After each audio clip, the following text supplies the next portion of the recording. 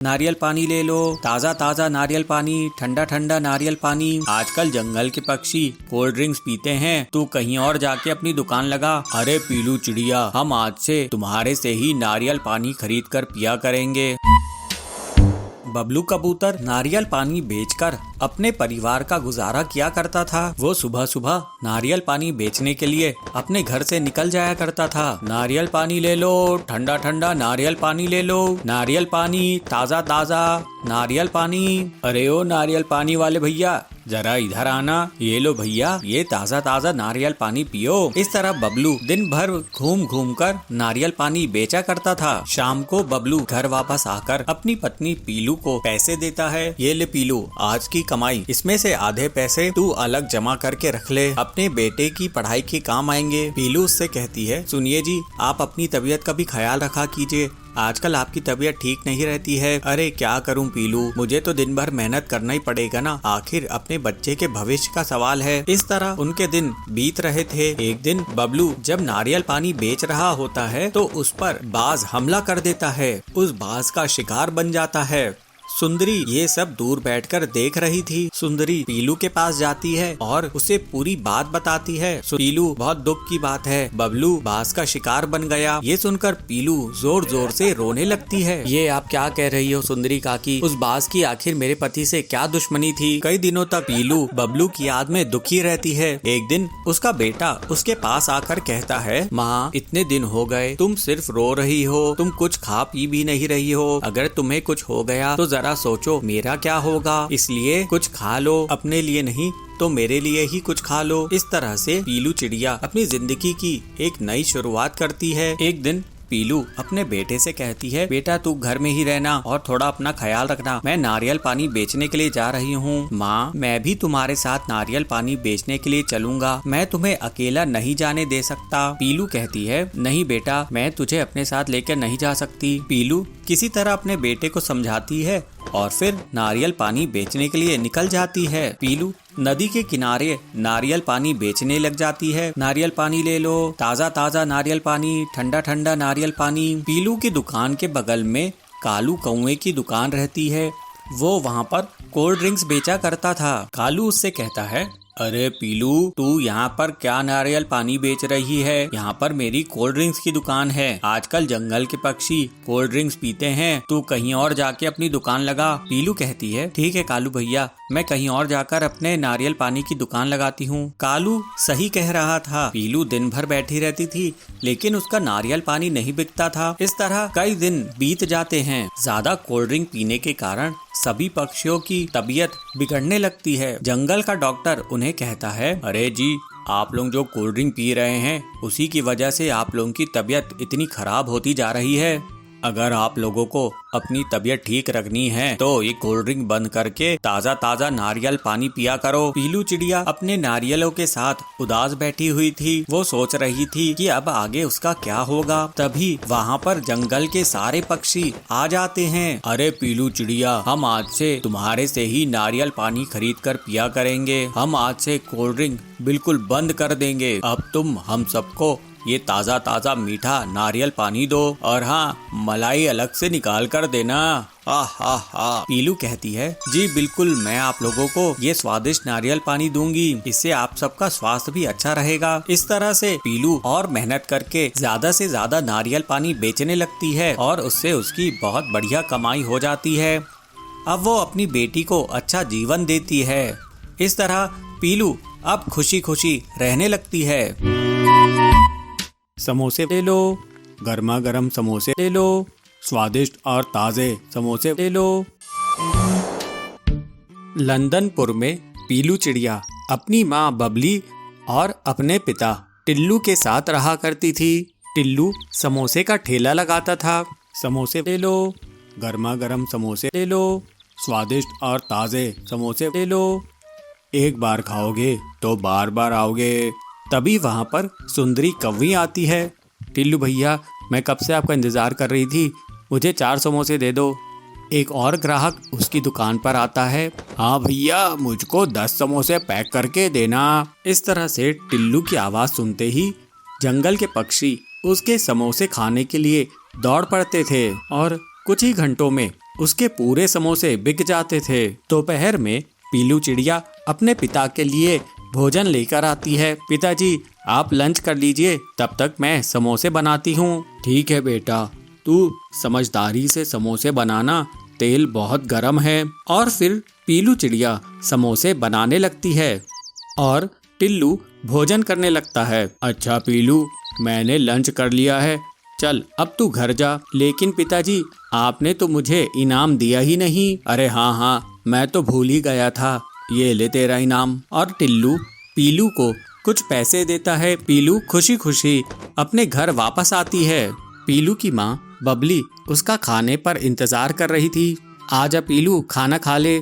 इस तरह वे लोग हंसी खुशी अपना जीवन बिता रहे थे। एक दिन पीलू अपने पिता के लिए भोजन लेके जा रही होती है, तभी उसे सुंदरी मिलती है। अरे पीलू, तेरी माँ कहाँ है? आज तेरे पिताजी जब समोसे तल रहे थे तो गलती से उनके शरीर पर गरम गरम तेल डल गया। कुछ पक्षियों की मदद से वे अब अस्पताल में भर्ती है। तुम दोनों जल्दी से अस्पताल पहुंचो। फिर पीलू अपनी माँ के साथ अस्पताल पहुंचती है। डॉक्टर साहब, ये लो मेरा गुल्लक, और इसमें से जितने पैसे हैं आप ले लो और मेरे पिताजी को जल्दी से ठीक कर दो। घर के पूरे पैसे टिल्लू के इलाज में खत्म हो जाते हैं। फिर 2 दिनों बाद टिल्लू को होश आता है। बबली अपने पति से पूछती है, ये सब कैसे हो गया जी? आज तक तो ऐसा नहीं हुआ था। आप ध्यान देकर काम नहीं कर रहे थे क्या? पता नहीं बबली, इतनी बड़ी गलती कैसे हो गई? इतने सालों में तो ऐसा कुछ भी नहीं हुआ था। ठीक है जी, जो हुआ सो हुआ, कम से कम आप बच तो गए। चलिए, डॉक्टर ने आपको आराम करने के लिए कहा है। लेकिन मैं आराम कैसे करूं बबली? घर का खर्च भी तो चलाना है। मेरे इलाज में कितने पैसे लगे होंगे, और मेरी दुकान भी इतने दिनों से बंद थी। पिताजी, मैं अब से समोसे की दुकान संभालूंगी। मुझे समोसे बनाने आते हैं। आप बस आराम कीजिए और जल्दी से ठीक हो जाइए। पीलू की बात सुनकर, हाँ पीलू, मैं भी तेरी समोसा बनाने में मदद किया करूंगी। और अगले दिन से पीलू और उसकी माँ बबली समोसा बेचने लगते हैं।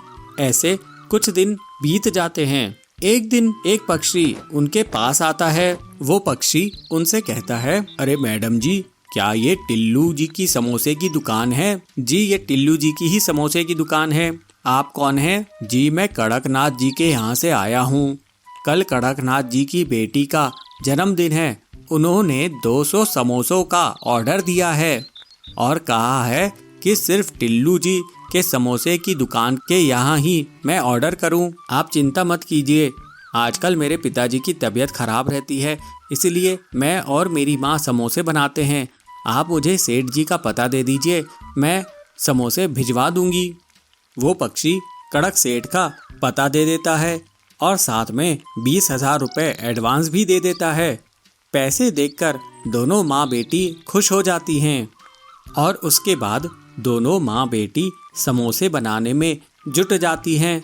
और फिर बहुत कड़ी मेहनत के बाद दोनों 200 समोसे बनाने में कामयाब होती हैं। और फिर पीलू उन समोसों को सेठ के पते पर ले जाकर पहुंचा देती है। कड़क सेठ बचे हुए समोसों के पैसे दे देता है और फिर पीलू खुशी खुशी अपने घर आती है। और फिर पीलू अपने पिताजी से कहती है, ये लीजिए पिताजी 10,000 रुपये, ये मैंने कड़कनाथ जी के ऑर्डर से कमाए हैं। पैसे देखकर टिल्लू कहता है, पीलू, ये तेरी ही मेहनत का नतीजा है, नहीं तो मेरी हालत तो ऐसी है कि हम लोग बर्बाद ही हो गए होते। कुछ दिनों बाद टिल्लू पूरी तरह से ठीक हो जाता है और फिर से समोसे बेचने लगता है। अब समोसे बनाने में पीलू चिड़िया भी उसका हाथ बटाती थी। इस तरह से पूरा परिवार खुशी खुशी रहने लगता है। बड़े बड़े तरबूजों को देखकर पूरा परिवार बहुत खुश होता है और उन्हें टिल्लू बाजार में बेचने लगता है। तरबूज बेचने से टिल्लू की बहुत अच्छी कमाई होती है। एक जंगल में पीलू चिड़िया अपने पिता टिल्लू और अपनी माँ बबली के साथ रहा करती थी। टिल्लू खेती करके अपने परिवार का भरण पोषण करता था। मुखिया रहा करता था जो पक्षियों की जमीन को जबरदस्ती हड़प लिया करता था और जो भी पक्षी उसका विरोध करते वो उसे मरवा देता था। एक दिन टिल्लू अपने खेत में काम कर रहा था। तभी मुखिया टिल्लू के खेत पर पहुंचता है। मुखिया के साथ उसके कुछ गुंडे भी रहते हैं। अरे टिल्लू, ये खेत तू मेरे नाम कर दे, उसके बदले में मैं तेरा पूरा कर्ज माफ कर दूंगा। टिल्लू कहता है, कैसा कर्ज मुखिया जी, मैंने तो आज तक आपसे कोई कर्ज लिया ही नहीं। इस पर मुखिया उसे धमकाते हुए कहता है, अच्छा तूने मुझसे कर्ज नहीं लिया, ये देख कागजात, इस कागजात में तूने मुझसे पूरे 2 लाख रुपए उधार लिए हैं और इसमें तेरा अंगूठे का निशान भी है, और अब तो ब्याज मिलाकर ये पूरे 4 लाख रुपए हो गए हैं। टिल्लू ये सब देखकर बहुत डर जाता है। वो गिड़गिड़ाते हुए कहता है, मालिक आप ये सब मत कीजिए, अगर आप मेरी जमीन ले लेंगे तो मेरा परिवार भूखा मर जाएगा। देख टिल्लू, मैं तुझे अभी बहुत अच्छे से समझा रहा हूँ, अगर तू मेरी बात नहीं माना तो फिर तू जानता है अंजाम क्या होगा। इन गुंडों को देख रहा है ना, ये तुझे ऊपर पहुंचा देंगे। इस तरह डराने धमकाने से टिल्लू मुखिया का सामना नहीं कर पाता है और वो डर के मारे उसको अपना खेत दे देता है। टिल्लू उदास मन से घर आता है। बबली उसे कहती है, क्या बात है जी, आज आपकी तबीयत ठीक नहीं लग रही है। अरे बबली, सब बर्बाद हो गया। आज मुखिया खेत पर आए थे, उन्होंने फर्जी कागजात बनाए कि मैंने उनसे कर्ज लिया था, जबकि मैंने उनसे कोई भी कर्ज नहीं लिया था। अब डरा धमकाकर उन्होंने मेरी जमीन हड़प ली है। पीलू अपने पिता से कहती है, पिताजी आप मेरे साथ मुखिया के घर चलिए, मैं उससे अपना खेत वापस लेके ही आऊंगी। फिर टिल्लू पीलू के साथ मुखिया के घर चला जाता है। पीलू गुस्से में मुखिया से कहती है, बदमाश मुखिया जी, आपकी हिम्मत कैसे हुई मेरे पिताजी से खेत हड़पने की, अब उसे तुरंत वापस कीजिए। मुखिया कहता है, टिल्लू तेरी बेटी तो बहुत सुंदर दिखती है, गुस्से में तो ये और भी अच्छी लगती है। एक काम कर, तू मेरी इससे शादी करा दे, फिर तुझे तेरा खेत वापस मिल जाएगा। टिल्लू अपनी बेटी से कहता है, देखा बेटी, ये कितना बदतमीज है, ये बदमाश है, इसके मुंह मत लग, चल मैं किसी और के खेत में काम करके अपना घर संभाल लूंगा। इस तरह कुछ दिन बीत जाते हैं। फिर टिल्लू हरिया तोता के खेत में काम करने लगता है। एक दिन पीलू अपने पिता के लिए भोजन ले जा रही थी, तभी उसे किसी के करहाने की आवाज आती है। पीलू उस आवाज की तरफ जाती है तो झाड़ियों के बीच में उसे एक पक्षी दिखाई पड़ता है। वो बहुत घायल था और वो करहाते हुए पानी मांग रहा था। पीलू कहती है, ये लीजिए पानी पीजिए। पीलू चिड़िया तुरंत ही उस घायल पक्षी को पानी पिलाती है। फिर वो पक्षी पीलू से कहता है, बेटा तुम्हारा बहुत बहुत शुक्रिया, एक जंगली जानवर ने मुझ पर हमला कर दिया था, मैं बुरी कदर घायल हो गया था, यहीं पास में ही मेरा घर है, तू मुझे मेरे घर तक पहुंचा दे। फिर पीलू उस घायल पक्षी को उसके घर तक पहुंचा देती है। घर पहुंचने के बाद वो पक्षी पीलू को एक बड़ी सी पोटली लाकर देता है। बेटा तूने मेरी जान बचाई है, ये ले, इसमें तेरे लिए इनाम है। बेटी ये कोई साधारण इनाम नहीं है, ये तरबूज के जादुई बीज हैं, इन्हें तू अपने आंगन में बिखेर देना, फिर देखना चमत्कार। फिर पीलू घर आकर उन चमत्कारी बीजों को अपने आंगन में बो देती है। टिल्लू उसे देखकर कहता है, अरे पीलू ये तू क्या कर रही है। पीलू कहती है, पिताजी ये तरबूज के जादुई बीज हैं, मैंने एक पक्षी की मदद की, मैंने उसे घर छोड़ा तो उसने मुझे ये तरबूज के जादुई बीज दिए, जिसे मैं अब अपने आंगन में बो रही हूँ। कुछ ही दिनों में पीलू के आंगन में तरबूज उग आते हैं। वे बहुत ही बड़े रहते हैं। बड़े बड़े तरबूजों को देखकर पूरा परिवार बहुत खुश होता है और उन्हें टिल्लू बाजार में बेचने लगता है। तरबूज बेचने से टिल्लू की बहुत अच्छी कमाई होती है। इसके बाद से टिल्लू और उसका परिवार खुशी खुशी रहने लगते हैं।